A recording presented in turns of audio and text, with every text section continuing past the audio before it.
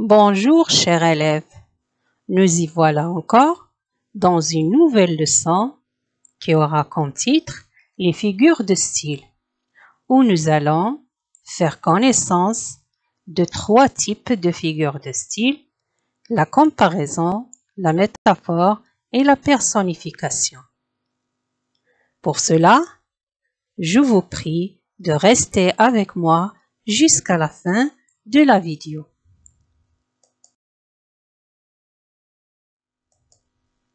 On va commencer par la comparaison.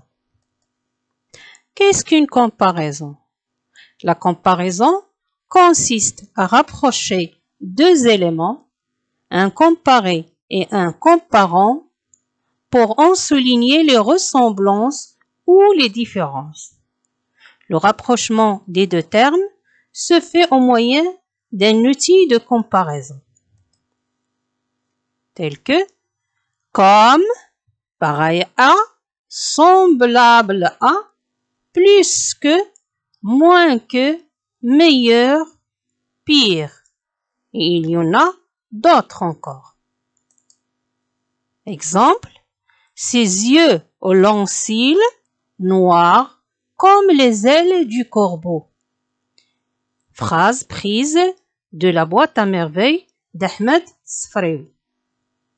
Dans cette phrase, l'auteur a comparé les cils noirs des yeux avec les ailes du corbeau.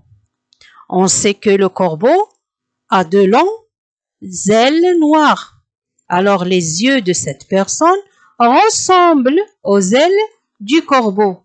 Le comparé sont les yeux et le comparant sont les ailes du corbeau. Notez bien, la comparaison se fait toujours à l'aide d'un outil ou mot de comparaison.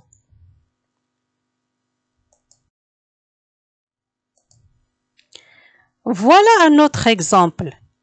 Papa, d'origine montagnard, comme ma mère. Papa, c'est le comparé. D'origine montagnard, c'est le point commun. Comme, c'est l'outil de comparaison. Ma mère, c'est le comparant. Alors, nous avons ici papa et ma mère sont tous les deux d'origine campagnard.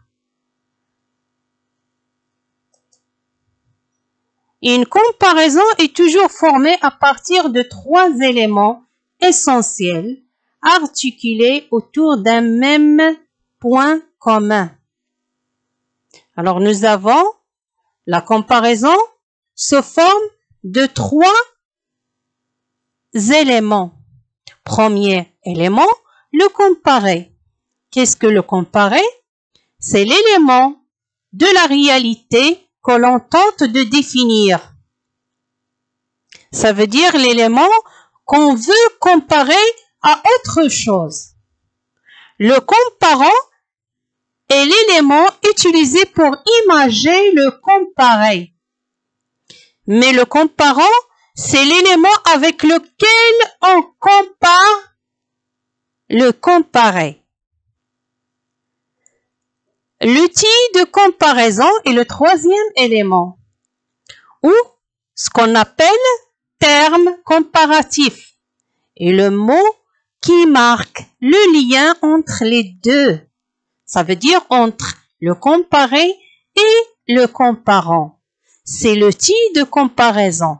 Et nous avons dans cette phrase l'outil de comparaison, c'est comme.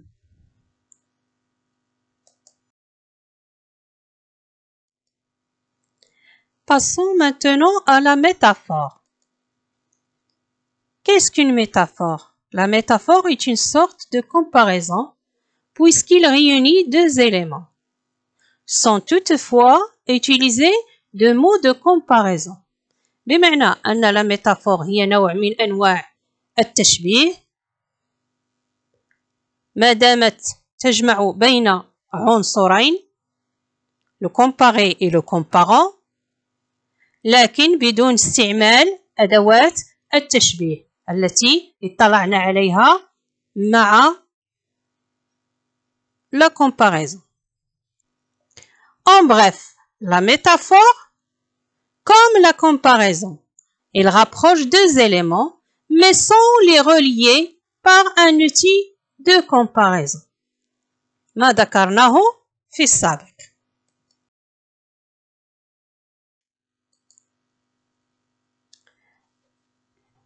Exemple de métaphore.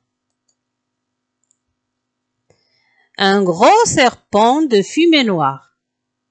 Ici, nous avons la métaphore qui fait un lien entre un serpent et une fumée noire sans outil de comparaison. Elle illustre la forme de la fumée. في هذه الجملة لدينا ما يسمى بلا ميتافور.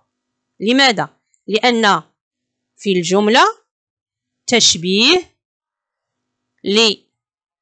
للدخان بالثعبان، شكل الدخان بشكل الثعبان بدون استعمال أدوات التشبيه.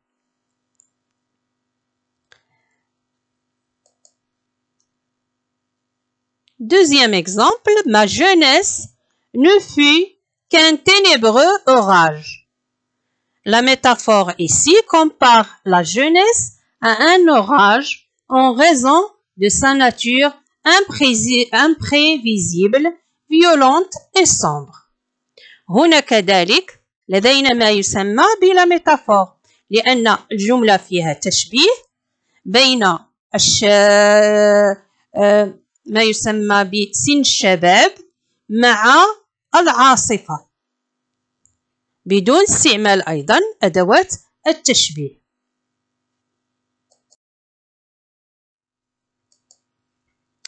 La personnification. Qu'est-ce qu'une personnification? La personnification consiste à donner à un objet, à un animal ou à une idée des caractéristiques humaines. يعني la personnification هي أن نعطي لشيء جماد مثلا أو حيوان أو فكرة خاصية من خاصيات الإنسان. Ça veut dire la personnification, c'est la représentation d'une chose, d'une idée ou d'un animal sous une forme humaine. Exemple. Les petites flammes dansaient.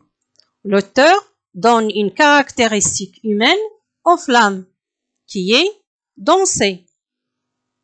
بمعنى أن الكاتب أعطى خاصية من خاصيات الإنسان لما يسمى بالفلام يعني للهب. اللهب في حركاته يمثله الكاتب كأنه يرقص danser. Les petites flammes danser. ولا danse هي أو الرقص هو خاصية من خاصيات الإنسان وليس من خاصيات الجماد. Deuxième exemple, la bouilloire chantait. L'auteur donne ici une caractéristique humaine à la bouilloire qui est chantée. بمعنى أن الكاتب هنا أعطى للإناء الذي نغلي فيه الماء خاصية من خاصيات الإنسان التي هي الغناء، فالصوت الذي يصدره إناء غلي الماء يشبهه بالغناء، والغناء هو خاصية من خاصيات الإنسان وليس الجماد.